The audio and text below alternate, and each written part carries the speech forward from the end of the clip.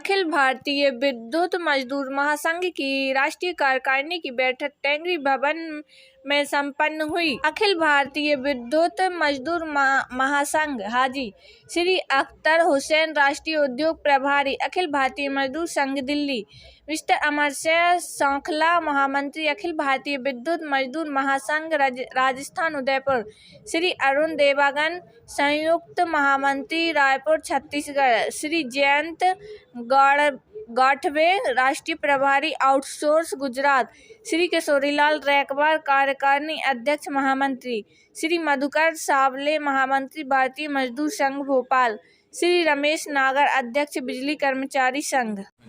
Sir, आज जो बैठक का आयोजन किया है ये किस उद्देश्य से?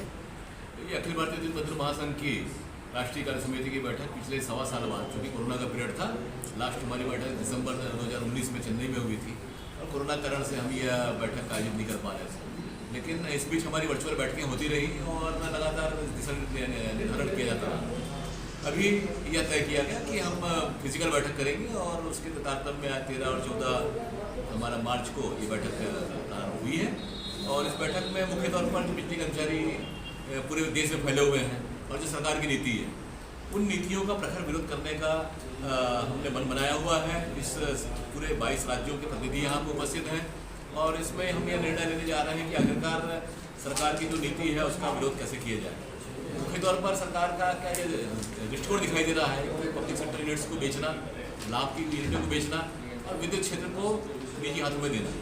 अभी नए बिल के माध्यम से यह बात लाई जा रही है अधिनियम 2021 के माध्यम से कि निजी क्षेत्र को प्राइवेट का काम सौंप दिया जाए। इसका मतलब यह हो गया कि प्राइवेट पार्टीज जो हैं, प्लेयर्स जो हैं, वो वितरण में आएंगे और वितरण में आने के बाद फिर क्या दशा होगी, जैसा जिस तरह से वो और दूसरे क्षेत्र में होता है उससे तुलना करते हुए किया जा रहा है, जो कि कतई हिंदुस्तान में संभव नहीं है। अंततः होगा ये कि जो क्रीम एरिया है, क्रीम एरिया को प्राइवेट पार्टीज लेंगे और जो रूरल एरिया है, जो ग्रामीण एरिया है, जो आदिवासी एरिया है, जो वनांचल है, उस क्षेत्र की और किसानों की बिजली सप्लाई कौन करेगा? तो अल्टीमेटली उसको सरकार करेगी या सरकारी कंपनी करेगी, जहाँ पर कोई लाभ का सौदा नहीं है। तो स्वाभाविक तौर पर इस बिजली का व्यवस्था को पूरी तरह सरबराह कर और अव्यवस्था कराना क्या की मंशा रखती है, कुछ लोगों को लाभ पहुँचाना चाहती है सरकार, ऐसा दिखता है, तो हम इसका प्रखर विरोध करेंगे।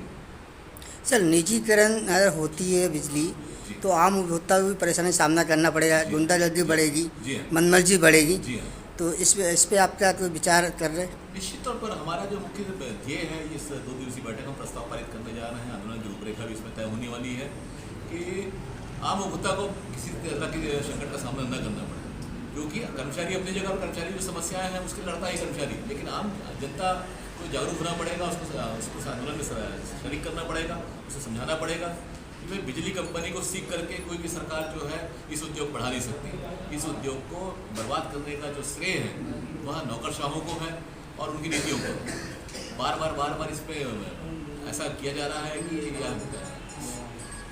यह जो इंडस्ट्री है वह कमज़ोर हो और जो प्राइवेट में जो उत्पादन कर रहे हैं, प्राइवेट ट्रांसमिशन करेंगे या जो डिस्ट्रीब्यूट करेंगे उनको फायदा हो, तो ये कतई जनहित नहीं है। सर, प्राइवेट हाथ में जब बिजली जाती है तो बड़े बड़े उद्योगपति को इसका सीधा फायदा पहुँचेगा? जी हाँ, निश्चित तौर पर यह जो सारा खेल जो चल रहा है वह निश्चित तौर पर निजी क्षेत्र को और पूंजीपतियों को फायदा लेने के लिए जा रहा है। इसमें न जनता के न कर्मचारियों के हितों की परवाह की जा रही है। सर, कई बार आप लोगों द्वारा आंदोलन करा, प्रदर्शन करा और अच्छे स्तर पे भी हुआ है, लेकिन सरकार कुंभकर्ण की नींद सो रही है।